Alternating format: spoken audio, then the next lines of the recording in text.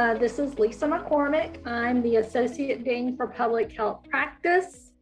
Thank you so much for taking the time this afternoon to join us. I'm really excited, not only for me, but for the whole OPHP team to be able to present the work of our office.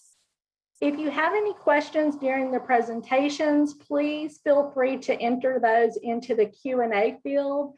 Elena is going to be monitoring those, and she may be able to answer some of them live on the Q&A field. And if not, at the end, we'll address any of those and take questions. This presentation is being recorded, and we will make the link to it available to everyone as soon as possible after the presentation. So what are we going to talk about today? I'm going to introduce our team to make sure everyone knows who is part of the Office of Public Health Practice. We'll talk briefly about our mission and goals within the Office of Public Health Practice.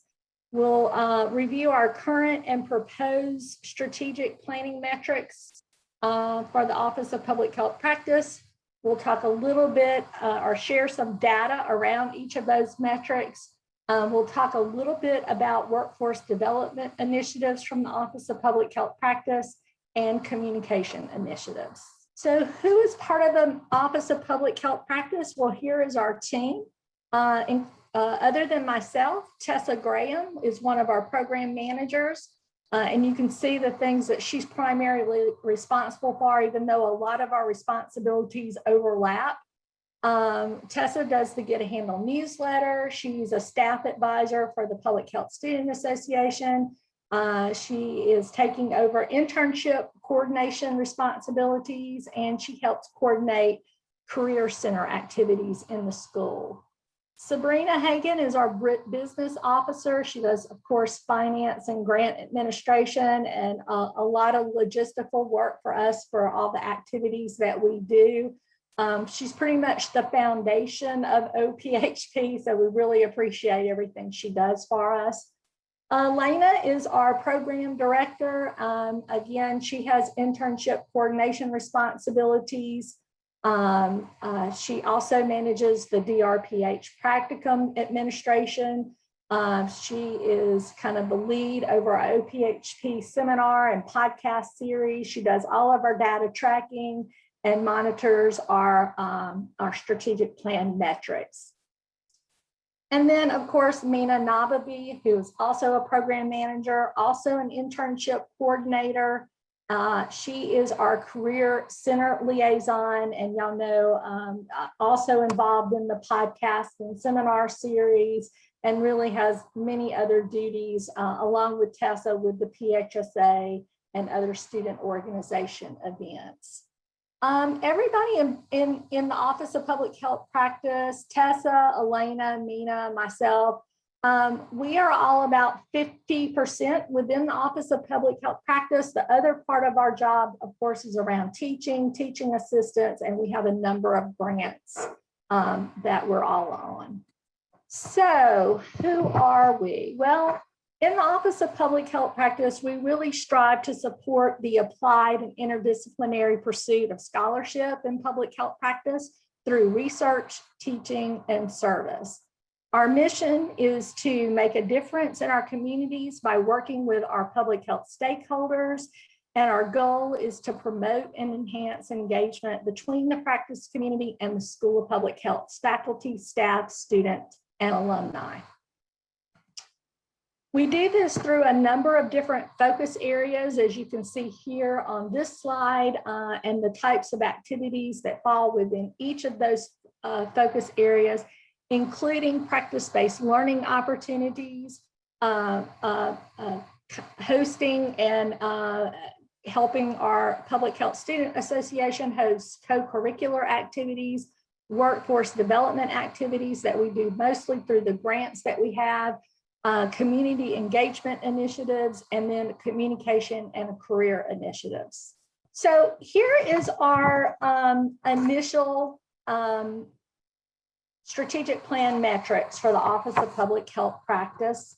These were developed back in 2016, 2017. And we're going to show you in a minute the data that we've been able to collect so far. But before we do that, I want to give you, to show you also our proposed metrics that we're proposing for the 2020 to 2023 dashboard. At the time, back in 2016, 2017, when we were developing these, we really didn't have any mechanisms in place to track a lot of data. So really, in a large part, these were placeholders so that we could explore what metrics could be collected accurately and consistently across the school. And then a big part of our charge for the last few years has been developing mechanisms that will allow us to track these metrics. So here are our proposed changes to our strategic plan metrics. They are still divided into 3 objectives. The first would be to promote and sustain opportunities that enhance the public health practice and service experience of students.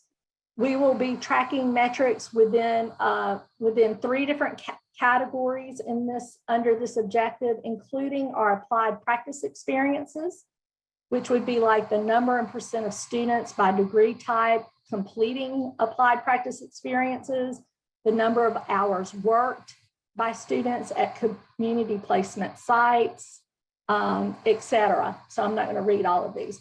The second category under this objective would be service learning, really tracking the number and credit hours of service learning courses that were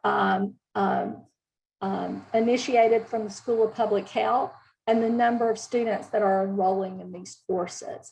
And then, of course, there are our service experiences, the number of co-curricular activities that we're hosting from the Office of Public Health Practice and from the different student organizations across the school, and the number of students participating in those activities. The second objective would be to promote and sustain the level of SOPH faculty practice engagement within the community.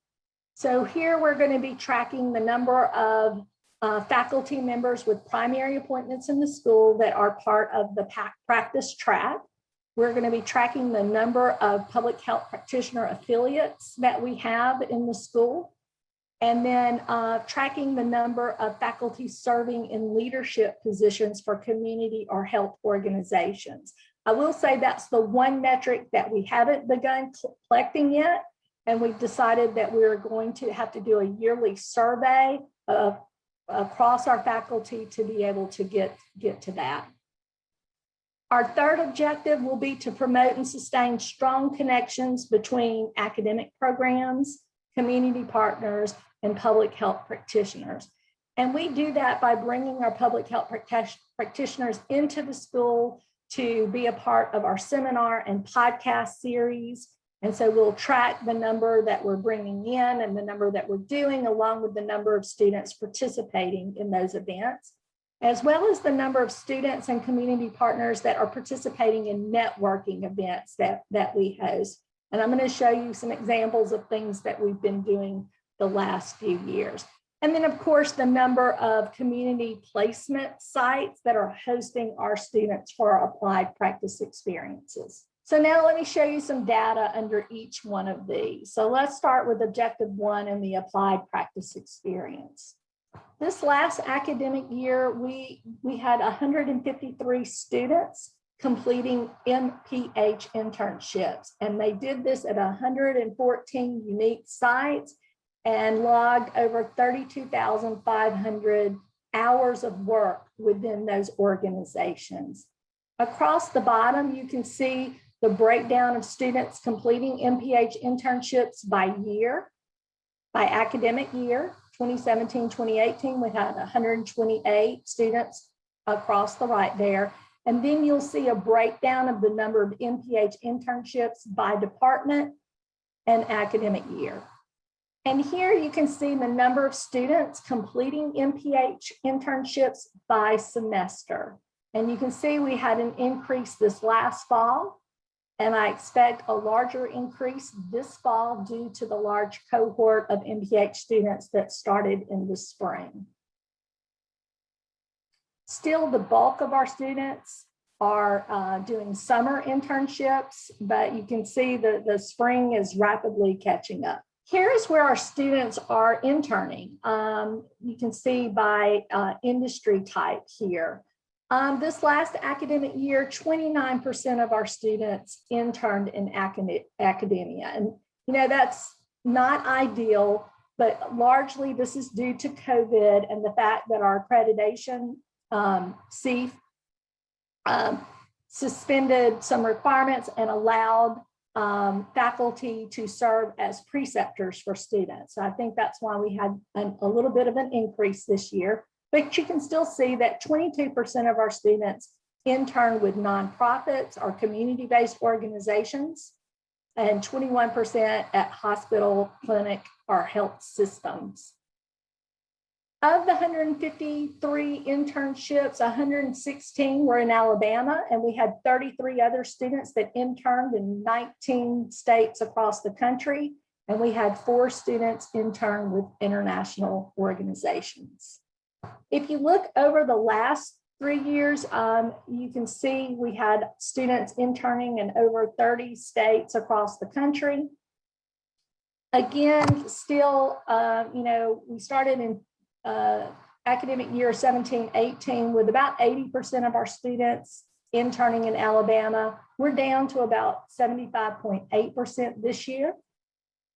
I think as our online programs are growing, we're going to see that trend of students completing their internships in other states because that's where they're located. We do hope to increase the number of students doing international internships for academic credit. And of course, we're going to work with Spartan Center and other partners to try to increase that and increase the opportunities that students have internationally. If you look at our evaluation data, the 3 metrics on the left side are from student evaluations and the 2 on the right are from preceptors. So 100% of our students in this last academic year agreed that their internship experience allowed them to apply public health skills and knowledge. 99% of the students felt that they benefited from their internship experience, and 97% felt that the coursework at UAB adequately prepared them for their internship.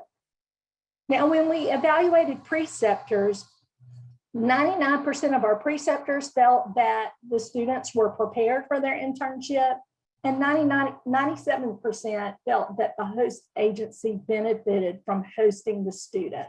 So those are really good metrics, and we will continue to track those. We also track what core competencies students are aligning to their internships. And we ask students to rate their level of competence with each one of the competencies before and after the internship. And you can see the student self-rating scale on the bottom of the slide there, from 0 to 3. To, not aware of the competence or has little knowledge of it, all the way to they feel that they're proficient in it. So what we do is kind of look at the change from pre and post internship. And these 5 competencies that I put up here are just the 5 competencies that are most commonly chosen by students for internships. But we track this across all 22 competencies. And not every student, a student's only required to align 5 competencies to their internship. But we do track them for all the competencies across all students. We're also tracking our DRPH practicums. This last year, you can see that we had 7 DRPH students completing practicums, 2 from biostatistics, 5 from healthcare organization and policy. You can see the types of organizations here that students completed their practicums at, and the examples of the types of projects that they completed. In fall of 2020, we launched our new APEX Applied Practice Experience portal. and we launched the MPH Internship portal and the DRPH Practicum portal.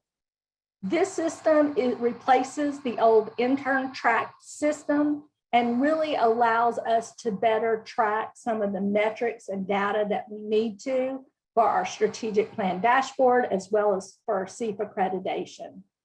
Currently, well, we just finished testing an MSPH portal. So MSPH students in industrial hygiene are also required to complete an internship. So they will have their own portal, and we are working on an undergraduate portal so that we will have all of the data for all of our students who complete internships in one system. And we'll be able to track that across the different degree program types.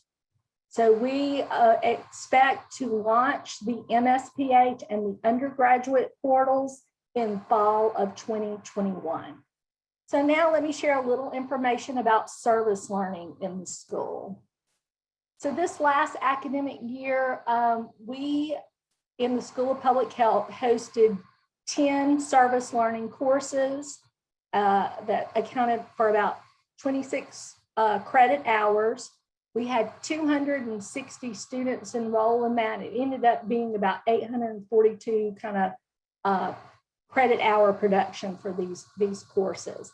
Now, the number of courses is actually down this year, and that is because in the summer of 2020, there were no service learning courses. Most of them were canceled due to COVID-19 and not being able to go out in the community.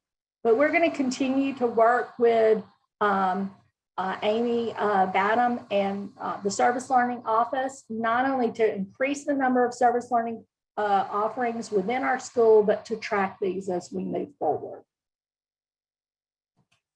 Now, OPHP has also been involved with the integrative learning experience. I was the lead instructor of that since 2014. And we've had to revamp that a few times because of the CEF criteria. But I just wanted to, this in its current form did have service components that included, students doing built environment, kind of windshield assessments of built environment variables in different neighborhoods across Birmingham.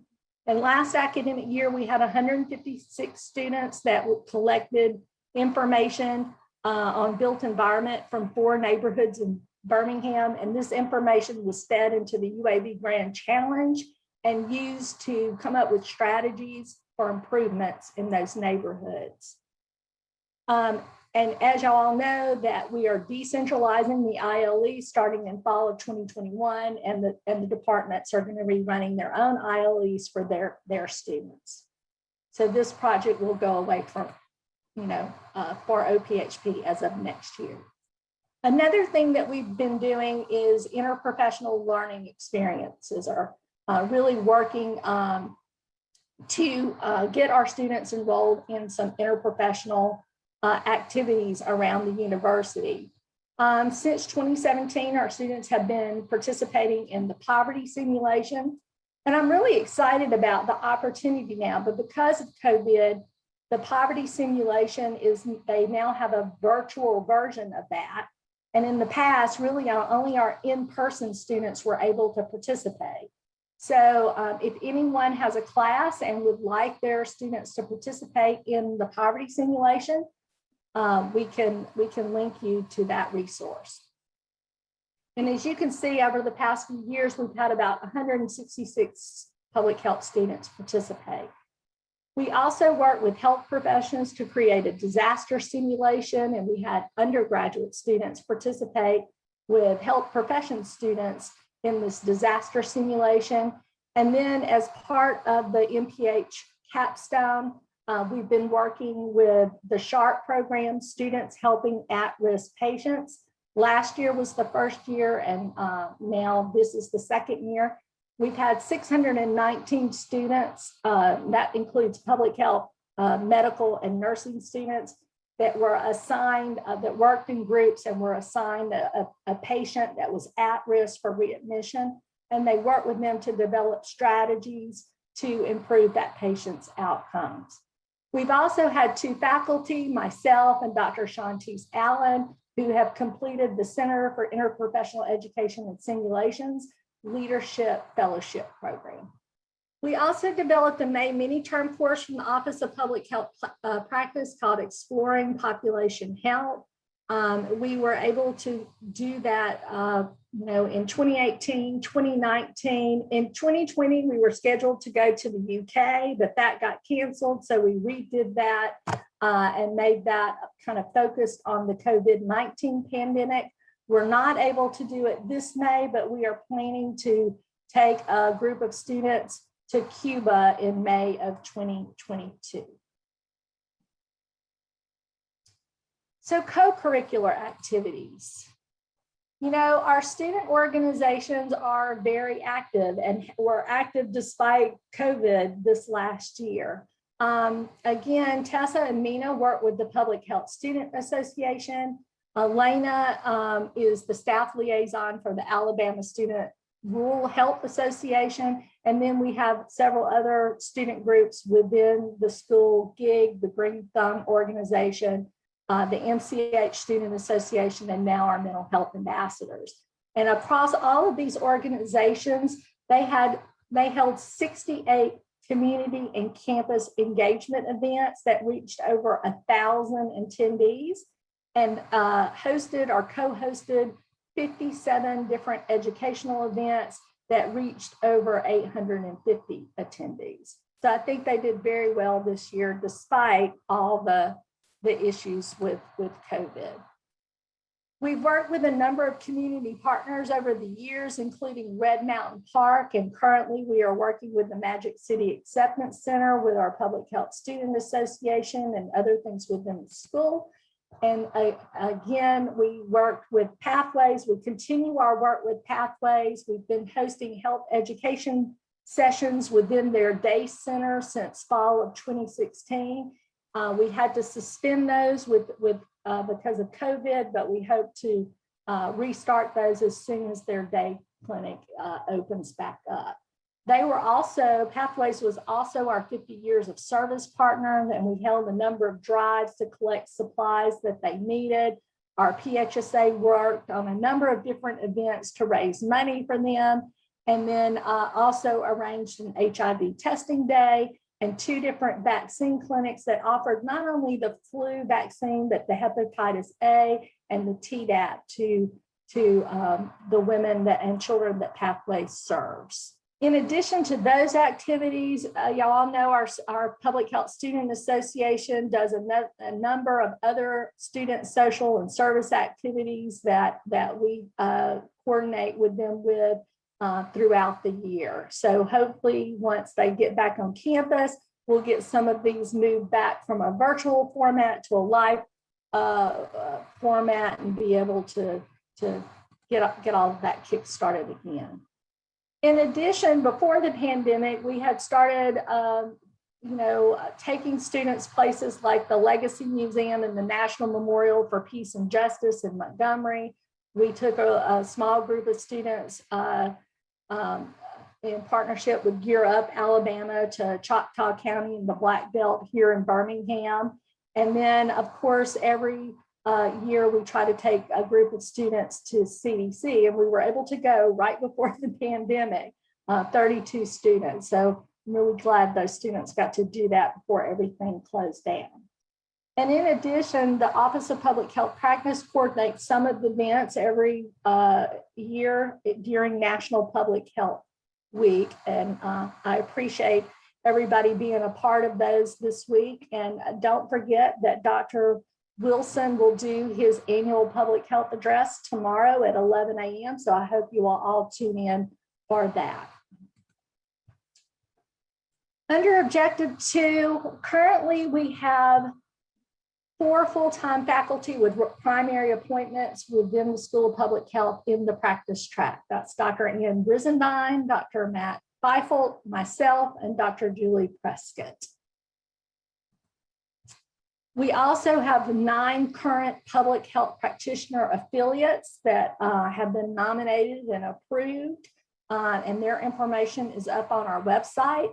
Again, if you are a faculty member in our school and have a primary appointment and you work with a community partner or have partners coming in doing guest lectures or mentoring students or whatever, please consider nominating them as a public health practitioner affiliate. Now, through objective 3, we do a number of things like our OPHP seminars and podcasts. This year we held 11 seminars. Well, actually it's 12 now because we've had one this week, and reached over 1,100 that have attended these live, and then another 571 that have viewed on our YouTube channel. To date, we've done over 57 seminars from the Office of Public Health Practice, reaching over 6,500 people.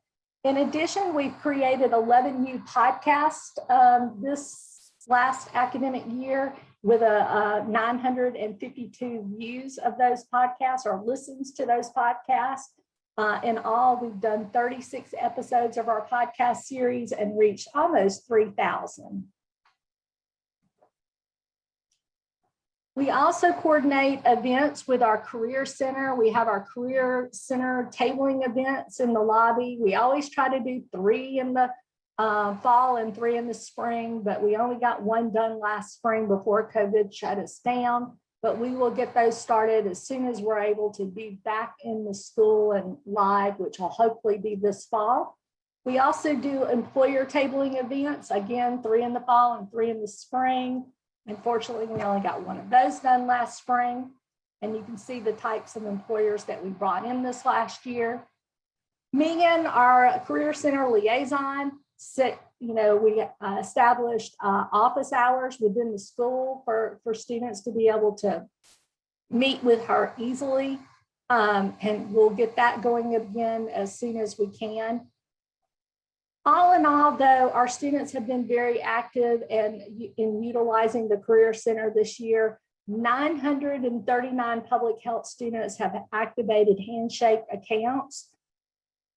There are about 95 students, public health students a semester that make appointments and meet with representatives of the Career Center. They're averaging about 62 public health centers that attend the career fairs, and we have about 113 students per semester that participate in other Career Center events. In addition, Mina has completed the Career Influencer Network certificate offered by the UAB Career Center, and she serves as our main liaison with them. Tessa is going to be completing this next, and we hope eventually that everybody in the Office of Public Health Practice has this certification and able to help guide students in helping them make career choices. Networking events. This is a big thing, a big part of what we do is really just getting our students with public health practitioners and learning what they do. In the years past, we've done events with ADPH. We've done several events over the years with JCDH. JCDH's event is usually during National Public Health Week and right after Dr. Wilson does his state of address. But unfortunately, we won't be able to do that this year. But, but we will get those back started next year, hopefully. We did host our first networking house party in October of 2019. We had one planned in 2020, but we had to cancel that. But the first one, we had over 81 students attend that with 5 different employers. So it was very much a success. And I think it's something we should try to do in the future. What we have been able to do this year really, though, has been around virtual sessions. We've done one with the CDC in September of 2020 that 70 students participated. And we've started monthly sessions with the Alabama Department of Public Health. We're calling these lunch and learns, and we do them twice a month. One of those sessions was actually earlier today, and it was geared for undergraduate students. And we have one tomorrow at noon that is geared toward graduate students. So again, we're going to be doing these monthly. And we have about 27 to 30 students that have been participating in those every month. The Office of Public Health Practice also kind of coordinates our awareness campaign month activities. And hopefully y'all have seen some of that around the school, seen information in the lobby, seen the school lit up in pink lights for Breast Cancer Awareness Month in October. And so we will continue to do that. If anyone has any suggestions of awareness months that y'all want us to recognize and want to promote within the school, we would love to hear your suggestions. Blazer Pulse. Blazer Pulse is a system at UAB and where we could log our service activities. Right now from the School of Public Health, we have 257 users that are registered in the Blazers Pulse. Of course, we would like to get those numbers up as we move forward. Of those 257 users, they've logged over 144 impacts, registered for 531 different events, and logged almost 2,500 hours of service within Blazer Pulse. We also have been sponsoring a film or two every year at the Sidewalk Film Festival, really around films that raise awareness of public health issues such as human rights, the struggles of poverty and racism and transgender rights, the opioid epidemic. Those are the things that we've done thus far, and hopefully we will be able to continue this. We've been able to offer tickets to students and faculty and staff on a first come, first served basis. So hopefully we will continue to do that. Now, a little bit on our workforce development initiatives. So I am the lead evaluator for the Region 4 Public Health Training Center. Elena is a coordinator for that center. And through that center, we work with different community-based training partners across the region to conduct trainings. In Alabama, we've been able to do 115 trainings. Now, this has been since the inception of the Region 4 Public Health Training Center and reached over 5,000 participants for over 3,200 contact hours.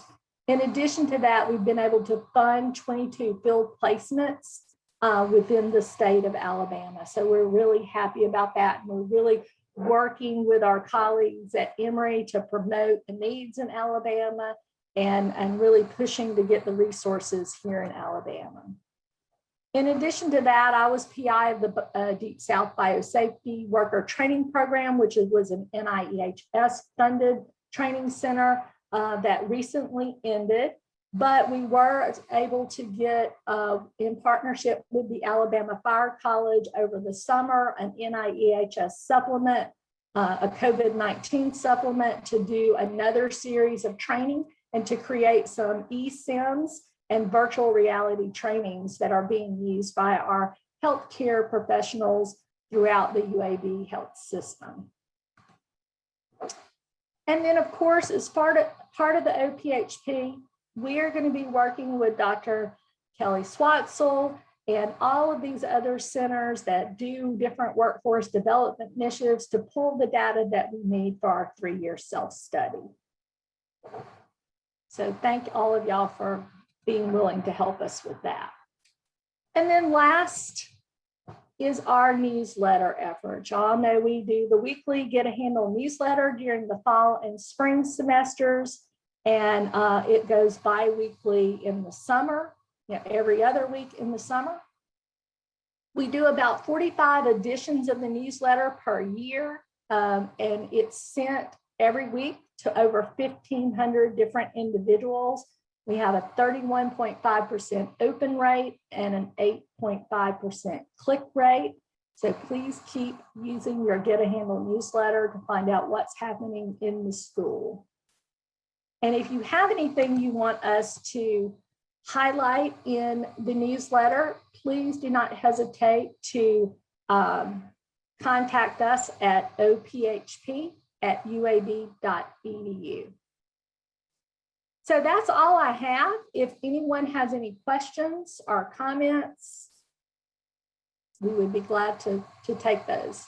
The biggest lesson learned during the pandemic, I think that internships, I think we're going to have to redefine the field in field placement. I think virtual internships really work a lot better than I thought. I think preceptors have been happy with our students.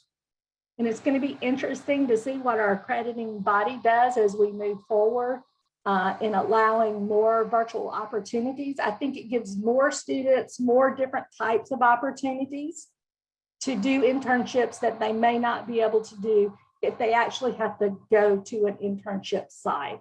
Some students can't afford to pick up and go to Montgomery for the summer. But if they had an opportunity to interact with people in Montgomery virtually, I think we would have more students interested in doing that. All right, well, thank you, everyone. We'll wrap up. But as always, if you have any questions, please give me an email or email us at ophp@uab.edu. Thanks.